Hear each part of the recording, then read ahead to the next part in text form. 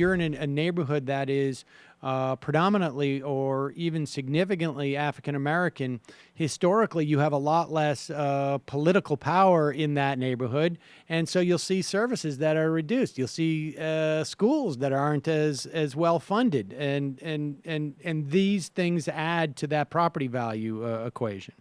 Yeah, I think there's a pretty clear loop that goes on there. We know, very profoundly confirmed by the study after study after study. There's a very high correlation between community wealth, that is the value of property, the value of homes in a community, and they may not be great measures, but the measure of school quality. It's very high, and so it turns also that it's not just the community wealth that provides more resources, because schools, unfortunately, in my view, are financed 70% or so out of local property taxes, which makes that system extremely inequitable. But the better the school, then the other side of the loop is the better the school, the higher the property value. It becomes an asset for everybody. Talk a little bit about the myths that are associated with people's understanding of generational wealth and whatnot. I mean, one of the things that I was reminded of I think it was a story about how someone either bought a new house or paid for college, but was Mitt Romney talking about back in the day, like, Ann and I, all we had was a small stock portfolio of $60,000, and just sort of no idea that, like, wow, that's a huge asset to have. Yeah. I mean, aside from the knowledge that your family can provide that, and the fact that his dad was, head of a major car company and the governor of Michigan. I mean, but talk about how, because this also reminds me of, there's a lot of times we reference the mortgage interest deduction as being part of that submerged state that has been written about, where people don't realize that they are getting government services. There's a sort of similar dynamic that people don't realize that they're getting an intergenerational benefit. Yeah, so we like to half joke and say denial is more than a river in Egypt. It's easy it's sort of in our character, if you will, to attribute success to our own merit and our own achievements, and make that internal, and to externalize failures to people or institutions or somebody else around us. We did an interesting exercise. I gave a talk last week in Dallas, Texas, and there were a little over 300 people in the audience, and the exercise went this way. We asked people to stand if they were homeowners, and it was largely a middle-aged crowd. It was mixed, but it was sort of predominantly middle-aged. So a lot of people are standing. The person running the exercise, this is just before a presentation I'm about to give, and she's trying to set this up for me. She says, all right, sit down if you received help on your down payment from family. A lot of people sat down. Sit down if you were the beneficiary of a low, a government guaranteed low interest rate. A lot of people sit down. Sit down if you have a college education and your family helped you with tuition. All right, by the end of this, and it didn't go much further, there were literally 4 people left standing in the audience.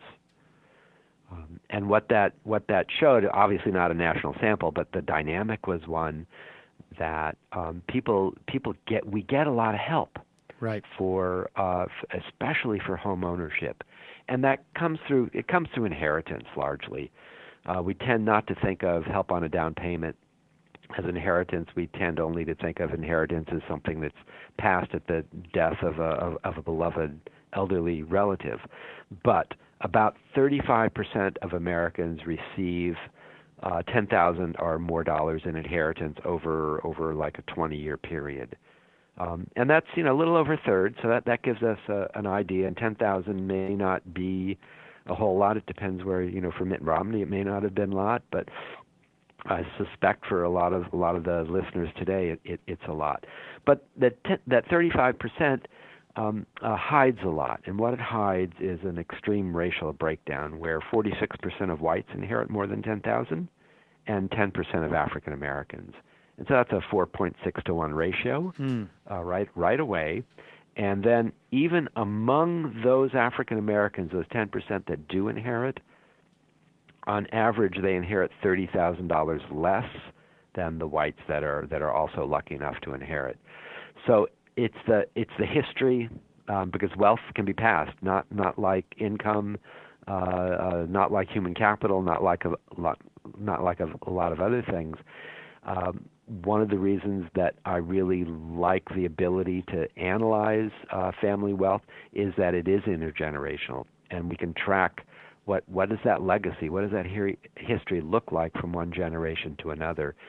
And the data I just gave, I would suggest, is history in motion. It's visiting us today. Let's talk a little bit just about the relationship between class and race here, and I wonder, if you can also sort of break out for us the disparate impact on wealth building. And I should say also, I'd like to introduce the idea of that or mention your idea of an asset poverty line, so that we can sort of like begin to contemplate these things more than just simply wealth, but understand this. But where does it have more disparate impact between? Because you spoke to people both in poverty and living in middle class, both black and white. Where is the disparate impact? I mean, I think people get the sense of what the answer is, but the disparate impact is that much more?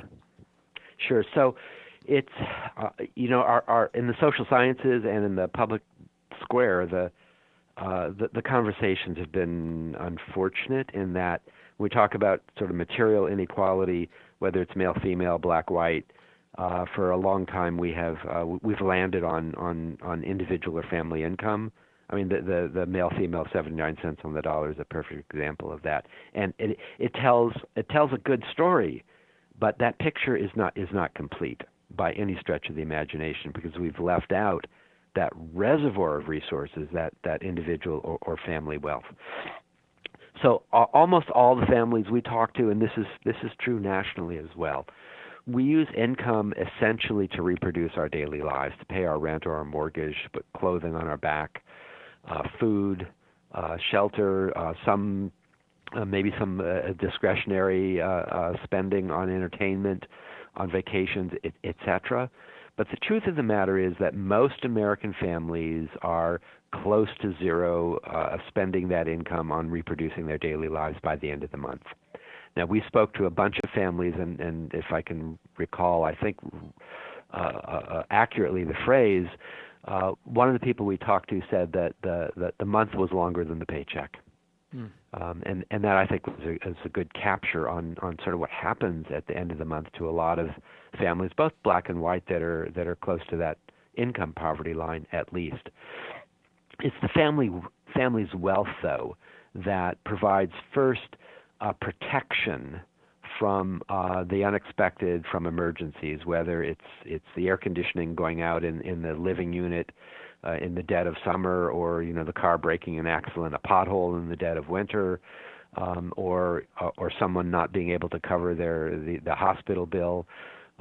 There's got to be a reserve to dip into, and that doesn't come out of the weekly or the monthly paycheck. That comes out of savings, or the coffee can, or under the mattress, or wherever it comes from. Wealth then serves a second function, and that's the function where it provides the opportunity to buy opportunities of higher education, home ownership, business development, retirement savings.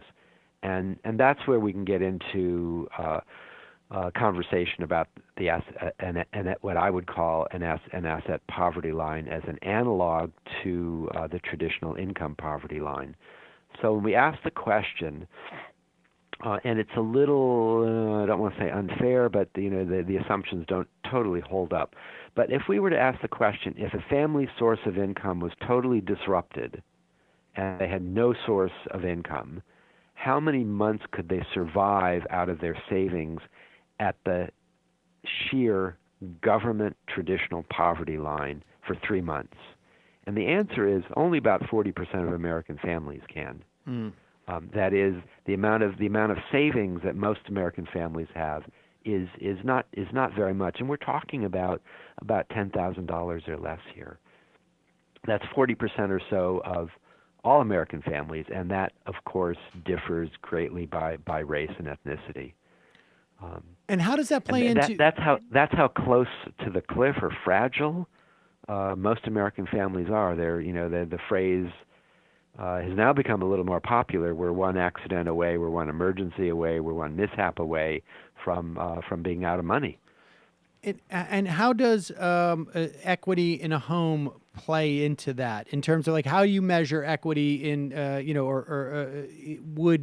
it's one thing to not have the cash, let's say, over those 3 months. I'm only asking in terms of because in the context of building generational wealth, it seems to me that even when you don't have some liquid assets, but obviously when you do, like your car breaks down, it's not just a question of can I get the car fixed, it's can I keep my job, right? Because if I can't fix my car, I can't get to my job, and then I've got to get a job, and my opportunities are limited, and then you start to your mobility starts to move the other direction.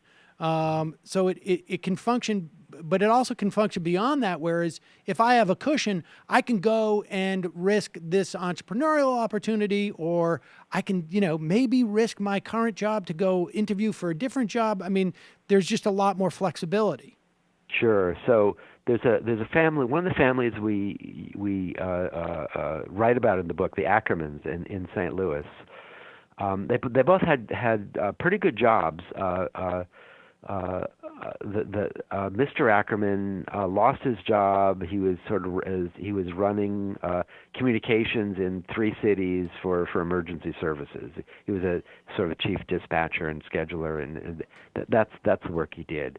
And he was making pretty good money.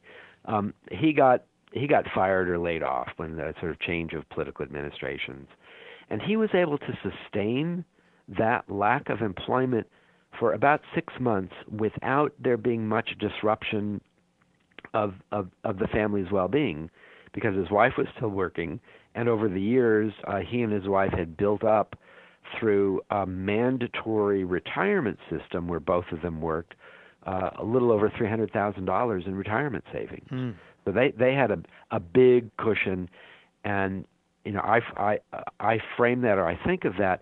That's the way all American families should be. I don't want to talk about them as being, particularly greatly advantaged because they're white and where they worked, but that's a system that we want to build for everybody, right? In that sense, and that kind of protection, and that's pretty unusual these days. And so, I mean, just speak to that difference, the relationship between class and race here, because that has become particularly right now. Just give us your perspective on that. Yeah, sure. So when we put wealth into this equation, it really jumbles it up even further, and makes the binary thinking that we tend to be stuck in, race or class, even more perhaps inaccurately framed than it might otherwise be. That's because I think our traditional, our ingrained ways of thinking about class is in the income mode. What we get paid, what the market pays us for the work we do, and that in combination with our education and the kind of job we have, again, really rooted, grounded in the marketplace, where wealth is partially grounded in the workplace, but it's really grounded in maybe more so in property, in ownership, in a different kind of power in that way. So we think of class primarily just through that contemporary market mode, and when we cut wealth in, this is the way I like to phrase it, if you will. If we define class in terms of wealth and not income, we get a very different picture. First of all, you get the huge majority of Americans that are poor, wealth poor, a lower middle class, a very, very little wealth to play with, maybe just that emergency level of wealth, and a pretty tiny minority that are at the top of a very different looking pyramid.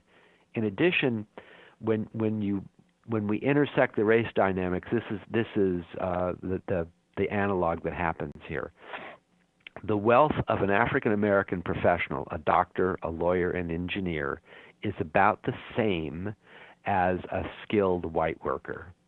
And those are not, if you think in terms of traditional class terms, well, the income of professionals is much greater than skilled workers, especially those that are not unionized. And that gives us, that jumbles up kind of the race class conversation even more. So for me, to come to some kind of somewhat succinct theoretical statement, if you will, the historical intersection of race and class is really built on our history, where to some degree it's race that's lifting class up, and they don't mix in quite the same way when we think about financial wealth and family wealth in that way. So just to be clear, if I am, and obviously broadly speaking, but if I'm an African-American doctor, my wealth is more likely to be equivalent to a white factory worker, let's say. Yes. Or okay. Yes.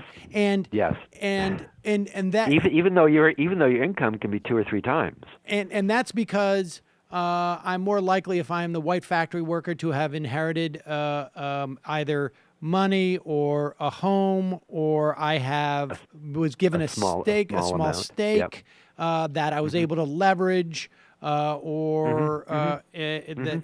I mean, that and the African American professional, we know a higher rate of African American college graduates have student loans, and the student loans they have on average are actually larger.